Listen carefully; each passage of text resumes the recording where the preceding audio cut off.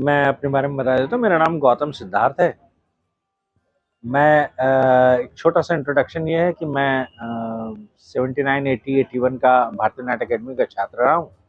वहाँ से मैंने डायरेक्शन का डिप्लोमा किया है। उसके बाद मैंने बहुत से प्लेस करने के बाद मैं बम्बई आ गया। मैं बम्बई में असिस्टेंट डायरेक्टर्स रहा कई लोगों का। फिर मैंने वहाँ डायरेक्शन शुरू किया तो मैंने इंडिपेंडेंट डायरेक्शन किया। उस समय सीरियल्स वगैरह किए और फिर मेरा एक दौर आया जिसमें कि मैंने ट्रांसलेशन किया। तो मैंने बहुत सी अंग्रेजी, तमिल, तेलुगु, मलयालम, फ्रेंच फिल्मों का ट्रांसलेशन किया। जिसमें मेरी शुरुआती दौर में एक फिल्म थी जिसका नाम था स्पाइडरमैन 3। स्पाइडरमैन 3 वो फिल्म, उस फिल्म की खासियत ये थी कि वो पहली बार भोजपुरी में ट्रांसलेट हुई थी और वो मैंने की थी। रवि किशन ने उसको डब किया था। तो ये मेरा बैकग्राउंड है। अभी तक मैं ट्रांसलेशन करता हूँ, लिखता हूँ। इसी दरमियान मेरी ये किताब आई, अगर मगर किंतु लेकिन परंतु।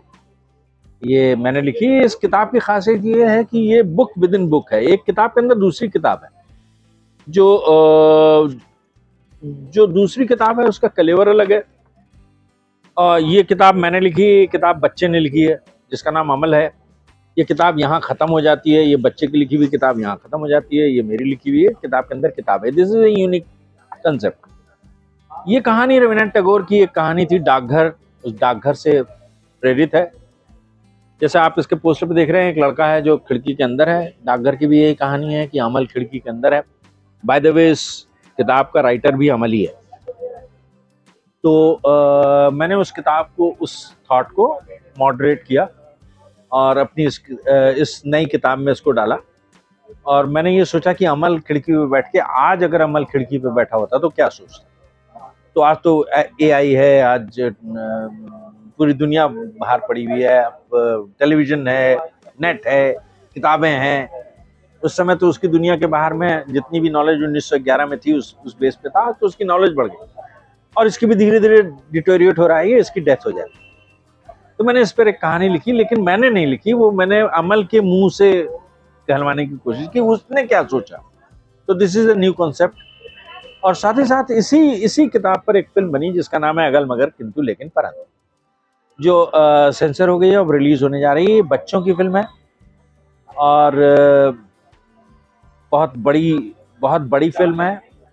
इसमें करीब 40-45 की कास्ट मतलब कास्टिंग कैरेक्टर्स हैं। और थोड़ी महंगी हो गई है क्योंकि इसके अंदर ग्राफिक्स भी है इसमें, क्योंकि आज का समय है तो थोड़ी महंगी हो गई है। लेकिन ये बच्चों के लिए बनाई गई फिल्म है, जो कि हिंदुस्तान में एक तो कमी ये है कि हमारे यहाँ बच्चों की फिल्में बनती नहीं। अगर बनती हैं तो उसके अंदर जब तक इंटेलेक्चुअल प्रॉपर्टी नहीं घुसती तब तक उसको बनाया नहीं जाता। कि एक बच्चा है, उसकी माँ की डेथ हो गई और वो अपने बाप को ढूंढने जा रहा है, या एक बच्चा है जो बहुत गरीब है, उसके पैर में चप्पल नहीं है, वो चप्पल ढूंढ रहा है, कोई उसको चप्पल दे देता है अमीर, और उस चप्पल की, तो ये दुख भरी दास्तानों से भरी रहती है। गरीब बच्चे की, जब तक वो बच्चा गरीब नहीं है तब तक वो फिल्म नहीं बनती। लेकिन इसमें बच्चा गरीब है लेकिन ये खुशहाल है, डेथ की तरफ जा रहा है। तो एक फिल्म भी है जिसका नाम है अगर मगर किंतु लेकिन परंतु, और वो जल्दी ही रिलीज होगी।